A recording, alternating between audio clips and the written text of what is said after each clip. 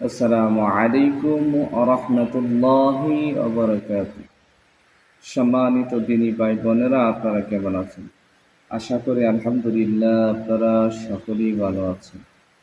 আজকে আবারও আপনাদের সামনে নতুন একটি আমল নিয়ে এসেছি, যে আমলের মাধ্যমে আপনারা যে কোনো রোগীর হাতের মধ্যে আপনারা এই মুয়াক্কেল নুরি মুয়াক্কেলকে আপনি উপস্থিত করতে পারবেন সূরাতুল ফাতিহার একটি আয়াতের মাধ্যমে। তো সম্মানিত দিনী ভাই বোনেরা, এই মুয়াক্কেলকে হাসিল করার জন্য আপনার প্রথমে হচ্ছে 7টা দিন আমল করতে হবে। এই 7 দিন যখন আপনি আমল করতে পারবেন, এই আমলের মাধ্যমে ইনশাআল্লাহ আপনার একজন মুয়াক্কেল হাসিল হয়ে যাবে। এই মুয়াক্কেলের মাধ্যমে আপনার রোগীর কী হয়েছে, কী সমস্যা, ইনশাআল্লাহ সব কিছু বুঝতে পারবেন। তো সম্মানিত দিনী ভাই বোনেরা, আসলে আমরা আর বেশি দেরি করব না, তো আমল তো জেনে নিই। তো আপনি আরবি মাসের প্রথম জুমা বা রাত থেকে শুরু করবেন। এশার পর থেকে আপনি আমল শুরু করবেন। সূরাতুল ফাতিহা 105 বার পাঠ করবেন। তো সম্মানিত দিনী ভাই বোনেরা, আপনারা কীভাবে পাঠ করবেন আমি আপনাদেরকে দেখিয়ে দিচ্ছি। আপনারা প্রথমেই ইস্তিগফার পড়বেন 11 বার, দুরূদ শরীফ 11 বার পাঠ করবেন। করার পর আপনি সূরাতুল ফাতিহা আমি যেভাবে পাঠ করব এইভাবে পড়বেন। أعوذ بالله من الشيطان الرجيم. بسم الله الرحمن الرحيم. بسم الله الرحمن الرحيم.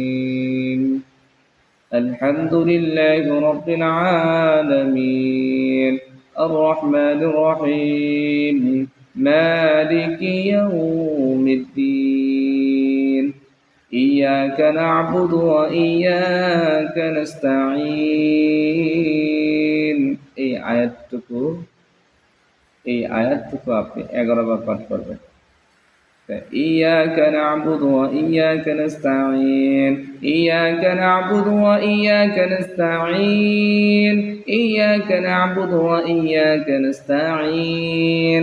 إياك نعبد وإياك نستعين. إياك نعبد وإياك نستعين.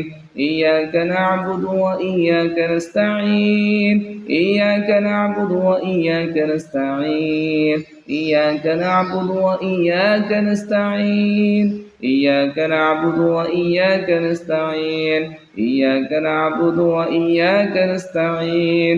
اهدنا الصراط المستقيم صراط الذين أنعمت عليهم غير المغضوب عليهم ولا الضالين آمين. এই হলো একবার পাঠ করলে, একবার সূরাতুল ফাতিহা হয়েছে। এভাবে আপনি একই নিয়মে 105 বার পাঠ করতে হবে। তারপরে আপনি আবার দুরূদ শরীফ 11 বার পাঠ করবেন। আলহামদুলিল্লাহ, আপনার আমল শেষ।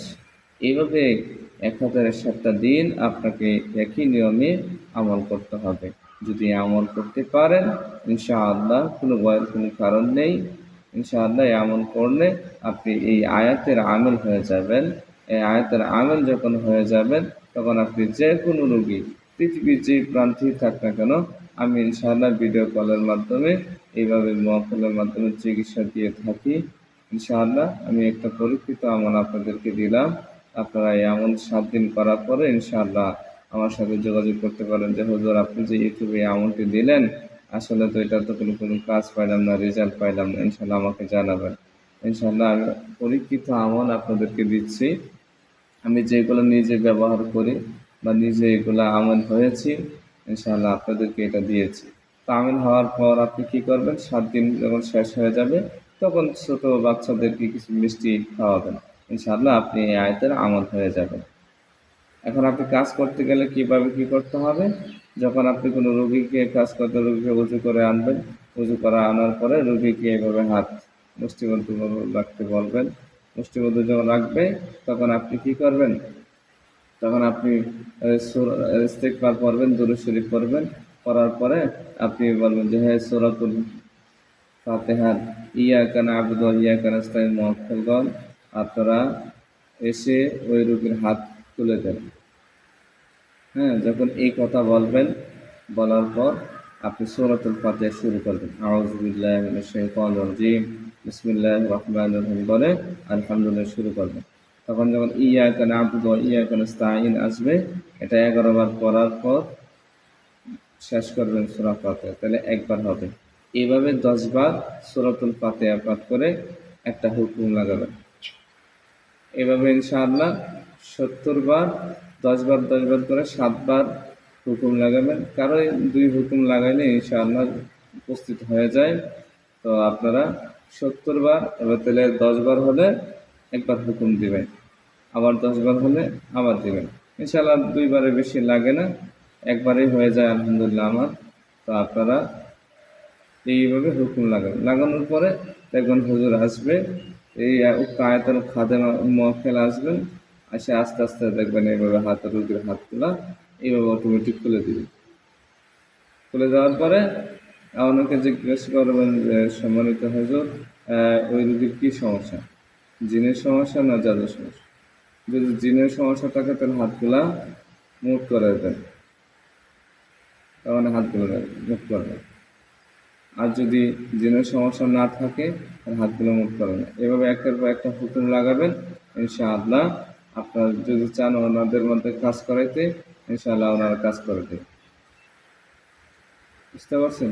এইভাবে ইনশাআল্লাহ আপনারা হুকুম লাগাবেন, ইনশাআল্লাহ আপনারা রেজাল্ট পাবেন।